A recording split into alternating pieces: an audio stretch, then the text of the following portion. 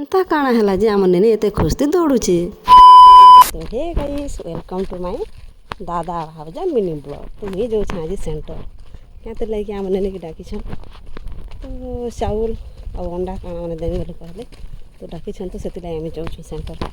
और खरा जेनता हो देखी पार्थ 8 बाजला 9 भी नहीं बाजवा तो खरा जेनता स्टार्ट हो गला जुआ भी नहीं कहना गुरिया लोग भी छने गला कलिया आर कलिया लोग आर कलिया जेनता खरा हो नहीं कहना।